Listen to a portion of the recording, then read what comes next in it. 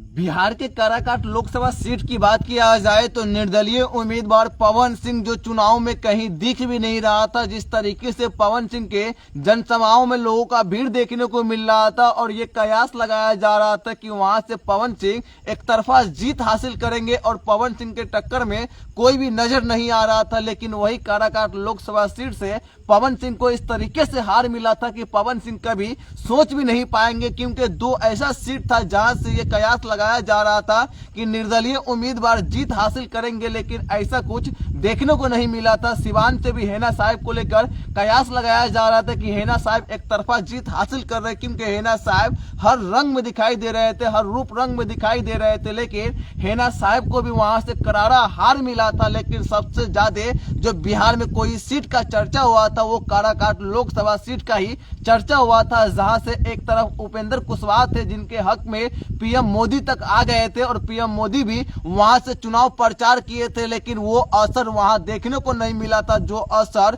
राजाराम सिंह को देखने को मिला है। जो राजाराम सिंह का वहां जलवा देखने को मिला था, वहां किसी का भी दाल गला तक नहीं। और वहां से जो पवन सिंह के हार मिला है, पवन सिंह को करारी हार का सामना करना पड़ा है। क्योंकि पवन सिंह की बात किया जाए तो पवन सिंह निर्दलीय उम्मीदवार थे और उनके चुनाव प्रचार में खेसारी लाल यादव से लेकर के उनकी पत्नी भी चुनाव मैदान में आ गए थे और तमाम भोजपुरी के कलाकार आ गए थे, जिसे देखने के लिए जनसंवाद लोगों का भारी भीड़ जो उमड़ पड़ा था और भारी भीड़ लगातार उनके काफलों में दिख रहा था। लेकिन जिस तरीके से भीड़ जो है उनका वोटरों में नहीं बदल पाया था, क्योंकि पवन सिंह की बात किया जाए तो पवन सिंह के जनसंवाद के तहत लोगों का भीड़ देखने को मिल रहा था। जहां भी पवन सिंह जा रहे थे वहां लोगों का हुजूम देखने को मिल रहा था। चाहे पवन सिंह के साथ में कोई सेल्फी लेने के लिए स्टेज पे आ जाए या फिर कोई कार पर चढ़कर उनके साथ में सेल्फी लेने के लिए आ जाए, हर जगह पर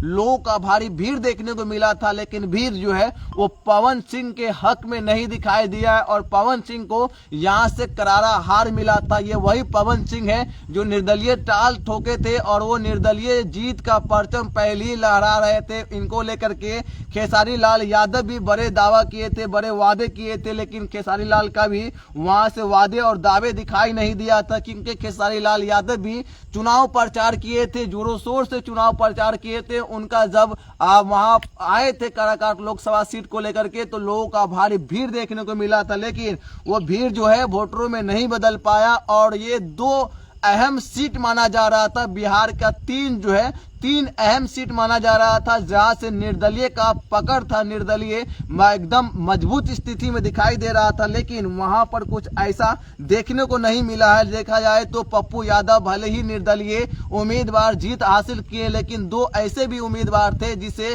जीत के दहलीज तक भी नहीं पहुंच पाए थे और उसे हार का सामना करना पड़ा था। क्योंकि काराकाट लोकसभा सीट की बात किया जाए तो पवन सिंह को इतनी बुरी तरह से हार मिला कि पवन सिंह को फिर से अगर वो चाहे तो बीजेपी भी ज्वाइन नहीं कर पाते। क्योंकि बीजेपी की बात किया जाए तो बीजेपी को बिहार में 12 सीट मिला है, तो जेडीयू को भी 12 सीट मिला है। लेकिन आरजेडी की बात किया जाए तो महज 4 सीट पर ही सिमट गए थे। लोजपा की बात किया जाए तो 5 सीट पर आए, कांग्रेस 3 सीट पर। लेकिन यहाँ से निर्दलीय जो पप्पू यादव थे वो निर्दलीय चुनाव जीतकर परचम लहराए। लेकिन सबसे सेंसिटिव जिस सीट माना जा रहा था काराकाट लोकसभा सीट, काराकाट लोकसभा सीट को लेकर के जो कयास लगाया जा रहा था कि पवन सिंह यहाँ से निर्दलीय उम्मीदवार है और निर्दलीय जीत हासिल करेंगे, लेकिन वो यहाँ दिखाई नहीं दिया था। और कहीं ना कहीं ये भी देखने को मिला कि बिहार में चुनाव सिंबल जो होता है पार्टी का वो महत्वपूर्ण होता है। चाहे वो किसी भी पार्टी से आए, उनके लिए चुनाव सिंबल जो है वो अहम माना जाता है। और बिहार में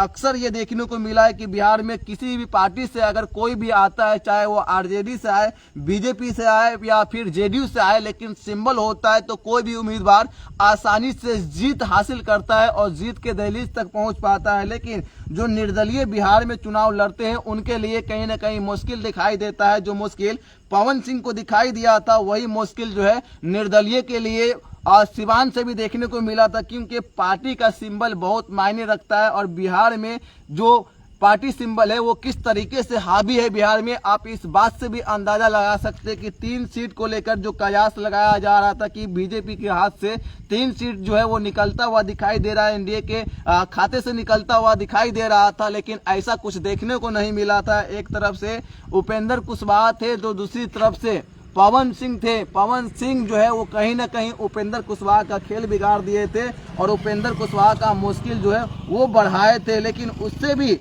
सबसे अहम बात जो था पवन सिंह को लेकर के, पवन सिंह एक भोजपुरी के तमाम दिग्गज और कलाकार जो था वो उनकी बात किया जाए तो पवन सिंह को महज 2,74,723 वोट ही मिल पाया, यानी 2,74,000 वोट ही उसे मिल पाया है और पवन सिंह को 1,05,858 वोट से हार मिला है। यानी जो उपेंद्र कुशवाहा दूसरे नंबर पर थे वो तीसरे नंबर पे चले गए थे और राजा राम सिंह की बात किया जाए तो वो कहीं ना कहीं वो शुरू से ही बढ़त बनाए हुए थे और बढ़त इनका लगातार देखने को मिला था। 1,05,000 वोटों से इसे जीत मिला है और ये पवन सिंह के लिए बड़ा चुनौती था। उस चुनौती से पवन सिंह उभर नहीं पाए थे, उस चुनौती से लड़ नहीं पाए थे और कहीं ना कहीं पवन सिंह के चूक के कारण ही यहाँ उपेंद्र कुशवाहा को भी हार का सामना करना पड़ा था। इस पर आप क्या सोचते हैं, इस पर क्या विचार रखते हैं, कमेंट बॉक्स में जरूर लिखिए। जिस तरीके से आप तक ये खबर पहुंचाए थे उस पर आप जो भी सोचते हैं कमेंट बॉक्स में जरूर लिखिए और हमें फॉलो नहीं किए तो फॉलो कर ले। हमें इस वीडियो पसंद आया तो शेयर, लाइक, कमेंट करना भी ना भूले। धन्यवाद आपका।